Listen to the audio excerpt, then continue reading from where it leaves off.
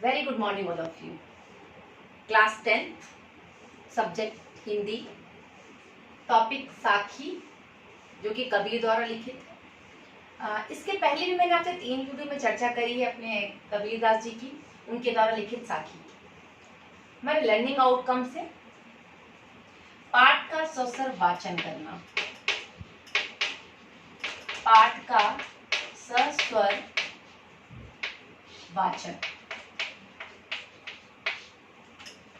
Learning outcome से मतलब पाठ का सस्वर वाचन, जो दोहे हम पढ़ेंगे उसमें से जो किस तरीके से पढ़ा जाता है वह ज्ञान का विस्तार करना। सेकंड है ज्ञान का विस्तार। मैंने आपको पहले ही बताया कि कबीरदास जी बहुत जगह उन्होंने भ्रमण करा और वहां से जो ज्ञान उन्होंने प्राप्त किया, प्रत्यक्ष ज्ञान जो उन्होंने खुद देखा, सामने समझा, वो ज्ञान, उस ज्ञान की बात की है। उस ज्ञान के जरिए जो उन्होंने हम तक हमें ज्ञान का बोध करवाया है, उसके बारे में जानकारी मिलेगी हमें। ज्ञान का विस्तार करना,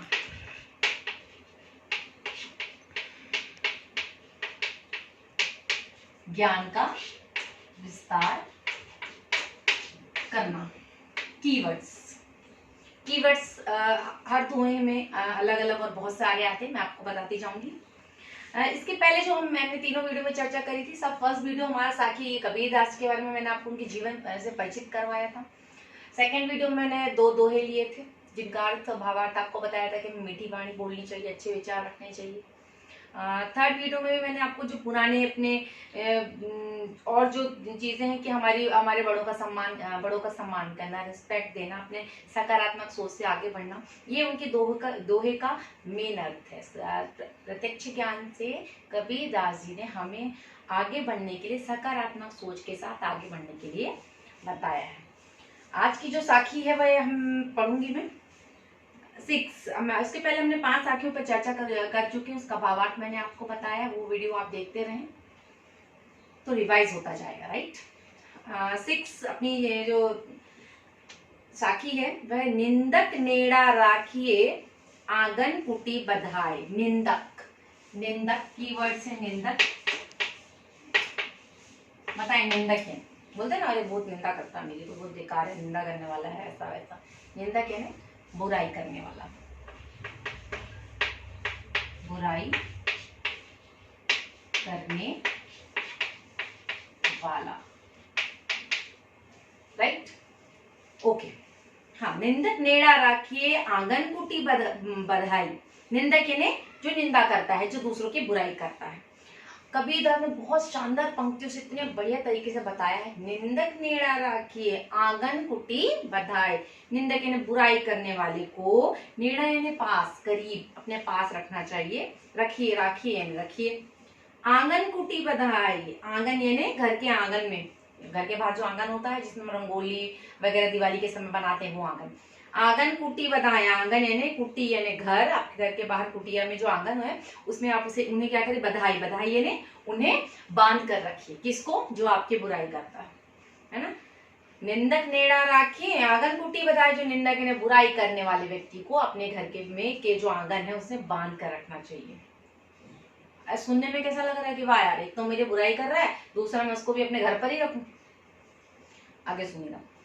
बिन सावन पानी बिना निर्मल करे सुभाए। बिन साबन पानी बिना, साबन यानी होता है साबुन, पानी बिना, बिना पानी के, बिना साबुन और बिना पानी के, वह आपको कैसे कर देगा, निर्मल करे सुभाए। निर्मल यानी स्वच्छ, सुभाए यानी स्वभाव तुम्हारा कैसा कर देगा, अच्छा कर देगा, है ना। ये जो पूरी पंक्ति है देखो, उसमें कितना बढ़िया बताया गया। निंदक नेड़ा राखिए आंगन कुटी बधाए, बुराई करने वाले को घर में रखिए, है ना। घर में रखना मीन्स घर के बाहर आंगन बांध कर रखिए। बताया मेन उनका बांध कर तो हम किसी को रखेंगे नहीं, उनका अर्थ ये निकलता है कबीरदास जी का कि निंदक नेड़ा राखिए, बुराई करने वाले को अपने घर पर ही रखना चाहिए।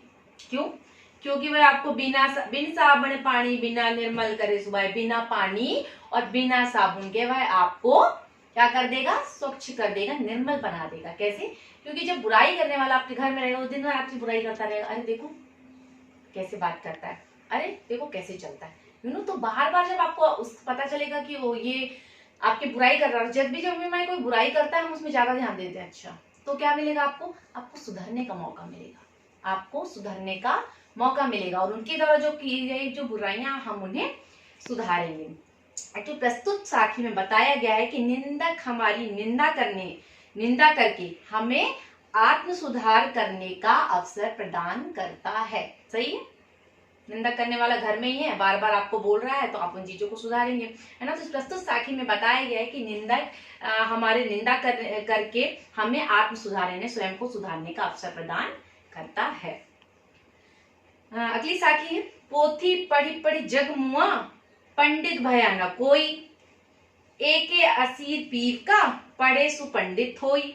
सातवीं इसमें जो अपनी साखी है उसे बताया गया है, पोथी पढ़ पढ़ जग मुआ। पोथी पढ़ पढ़ यानी बहुत सारी किताबें, बहुत सारे ग्रंथ हम पुराने पढ़ते हैं, है ना। जैसे अपने पंडित हैं और अन्य लोग हैं, पुराने पुराने ग्रंथ, उपन्यास, ये वो, हम भी बहुत सारे बुक्स पढ़ रहे हैं, बहुत ज्ञान बढ़ा रहे हैं अपना, राइट। जैसे आप लोग पढ़ रहे हैं, और सब्जेक्ट्स बुक पढ़ना, अदर कई और बुक्स आपके आगे बढ़ने के लिए जो आपको ऐसा लगता है कि हमारे लिए अच्छी है। फॉर एग्जांपल ले लें हम शिव खेड़ा की जीत आपकी बुक बहुत अच्छी बुक है, नो डाउट बहुत अच्छी बुक है।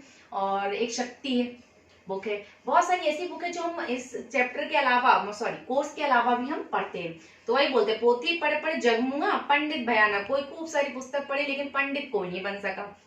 पंडित मतलब पंडित भया न कोई यानी बहुत ज्ञानी कोई नहीं बन सका, नहीं बन सकता। कैसे? एके असीर पीव का, पढ़े तो सो पंडित होय। एके असीर पीव का, असीर यानी होता अक्षर या शब्द, पीव यानी परमात्मा का, पीव यानी ईश्वर को बोला है ना। कबीरदास ने बहुत अच्छे तरीके से बताया है कि पोथी पढ़ पढ़ जग मुआ, पंडित भयाना कोई। खूब सारी किताबें पढ़ी, खूब ज्ञान बढ़ाया, लेकिन पंडित भयाना कोई, बहुत ही ज्यादा कोई भी ज्ञानी नहीं बन सका। वही व्यक्ति ज्ञानी बन सकता है जो एक असीर पीव का, पढ़े सो पंडित हो। जो एक ऐसा अक्षर पीव का यानी जो परमात्मा को याद कर ले, जो भगवान को याद कर ले, जो भगवान की भक्ति को समझ ले, उनके द्वारा दिए गए उपदेशों को जान ले, वही सच्चा ज्ञानी है ना। तो इस पद्य में इस साखी में बताया गया है, इस साखी में परमात्मा को जानने वाले को सच्चा ज्ञानी बताया गया है ना। खूब सारी बुक्स पढ़ रहे हैं, खूब सारी किताबें पढ़ रहे हैं, अदर भी बहुत सारी बुक्स पढ़ रहे हैं, पर हम उतने ज्ञानी नहीं है। कबीरदास जी ने बोला है, जो व्यक्ति परमात्मा को जान लेता है वही सच्चा ज्ञानी होता है। नेक्स्ट साखी है, हम पर जाल्या आपना, लिया मुराड़ा हाथी, अब घर जालो तास का, जे चले हमारे साथी। हम घर जाल्या आपना, हम यानी मैंने, ठीक है, जाल्या यानी जलाना, और आपना यानी अपना। हम घर जाल्या आपना, हम यानी अपना, जाल्या यानी जलाया, आपना यानी अपना। मैंने क्या करा? अपना ही घर जला दिया। क्यों? लिया मुराड़ा हाथी, मुराड़ा यानी जलती हुई लकड़ी से, हाथी यानी अपने हाथ से जलती हुई लकड़ी ली और उससे क्या करा? अपना ही घर जला दिया। अब घर जालो ताश का, ते जले हमारे, ते जे चले हमारे साथी। अब घर जालो ताश का, अब मैं क्या करूंगा? दूसरों का भी घर जलाऊंगा। कैसे? जे चले हमारे साथी, जो कि मेरे साथ अब वह भी मेरे साथ चलेंगे, है ना। अब एक्चुअली कबीरदास जी ने इनमें बताया, मेन इसका जो अर्थ निकल रहा है, उन्होंने घर जलाने से क्या बताया है? जालिया यानी जलाना, मुराड़ा यानी जलती हुई लकड़ी से, हाथ से, अपने हाथ से मैं एक तो अपना घर जला चुका हूँ और अब मैं अन्य व्यक्तियों का भी घर जलाऊंगा। क्यों जलाऊंगा? कबीरदास जी कहते हैं कि मैंने क्या करा है? ईश्वर भक्ति से जलती हुई मसाल ली है। कौन सी मसाल? एक्चुअली उन्होंने इसमें लिखा नहीं, पर उनका जो अर्थ निकल रहा वही है कि जाल्या यानी मैंने क्या करा? ईश्वर की भक्ति जलती मसाल ली है और मैंने वह क्या करा? अपना घर जला दिया। अपना घर जलाने से मतलब होता है अपनी जो नकारात्मक सोच है, जो गंदे विचार हैं, राइट, हम गलत रास्ते पे चल रहे हैं, गलत सोच आ रही है हमारे दिमाग में, घमंड आ रहा, अहंकार आ रहा है, तो उन्होंने बताया अब घर जाल्या अपना, मैंने अपना घर तो अपने हाथों से लिया मुराड़ा हाथी, ईश्वर रूपी जो मसाल है उससे अपना ही घर जला लिया। अपना घर जलाना मतलब अपने अंदर का अहंकार, अपने अंदर का घमंड, अपने नकारात्मक सोच, उन सबको मैंने जला दिया है। और अब मैं क्या कर रहा हूँ? अब मैं ईश्वर की भक्ति में लीन हो गया हूँ और आगे बढ़ रहा हूँ। अब घर जालो ताश का, ताश यानी दूसरों का भी। अब मैं क्या करूंगा? दूसरों का भी घर भी जलाऊंगा, अर्थात दूसरे के घर में भी जो अहंकार, घमंड, लालच और अन्य नकारात्मक विचार, इन सबको मैं दूसरे के घर में भी जलाऊंगा। और क्या करूंगा? उनके हृदय में भी ईश्वर के प्रति प्रेम की भावना जगा दूंगा। अब घर जालो तास का, अब घर जालो मैं दूसरों का घर भी जलाऊंगा। क्यों जलाऊंगा? जे चले हमारे साथी। क्यों? क्योंकि अब उनके घर का भी, उनके अंदर जो अन्य और लोग हैं उनके अंदर भी जो घमंड, अहंकार, नकारात्मक विचार है उनको भी मैं क्या करूंगा? जला दूंगा। जे चले हमारे साथी, ताकि वह भी मेरे साथ चल सके, ईश्वर की भक्ति में लीन हो सके, है ना। तो कबीरदास जी ने जो बताया है मेन, हमारे ज्ञान का विस्तार किया है क्या? कि अपने अंदर जितना घमंड, अहंकार, नकारात्मक विचार, अन्य वो भावनाएं जो कि सही नहीं है, आपको आगे बढ़ने में भी सहायक नहीं है, आपकी उन्नति में भी बाधक है, ऐसी सारी नकारात्मक भावनाओं को उन्होंने बोला है कि उन्हें जलाकर ईश्वर की भक्ति मिली। ईश्वर की भक्ति मतलब ऐसा नहीं कि हम हाँ मंदिर में रोज बैठे वही ईश्वर की भक्ति। एक्चुअली अपने कबीरदास जी ने ईश्वर की भक्ति मतलब बताया है कि वो सारे विचार जो अच्छे हैं, जो आपको आगे बढ़ने में, दूसरों के लिए भी अच्छे हैं, और साथ ही सकारात्मक विचार के साथ आपके बढ़ने में भी सहायक है। ये चैप्टर अब यहाँ पे समाप्त होता है। 8 साखियां थी, मैंने आपको 8 साखी बताई। इसके पहले के आपके 3 वीडियो थे और ये आपका 4th वीडियो था, है ना। यहाँ पे ये चैप्टर खत्म है।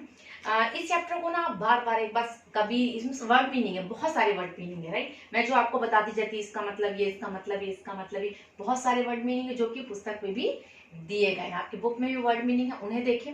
साथ ही इन जितनी साखियां उनको बार बार रिवाइज करते रहें, राइट। ये आपके ज्ञान का, नॉट याद करना, ज्ञान का विस्तार है वो, राइट। आपके जीवन में आगे बढ़ने के लिए बहुत सहायक है। आप इनको पढ़ेंगे, इनको समझेंगे तो देखेंगे हाँ ये तो देखा जाए तो मोरल वैल्यू आपको आपको आगे बढ़ने में सहायक है, आपकी उन्नति के लिए सहायक है ना। तो आप बार बार वीडियो को देखें।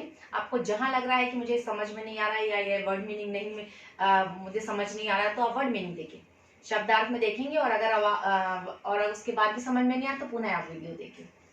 अब हम नेक्स्ट वीडियो में इसके क्वेश्चन आंसर आपको दिए जाएंगे। थैंक यू बेटा, थैंक यू वेरी मच।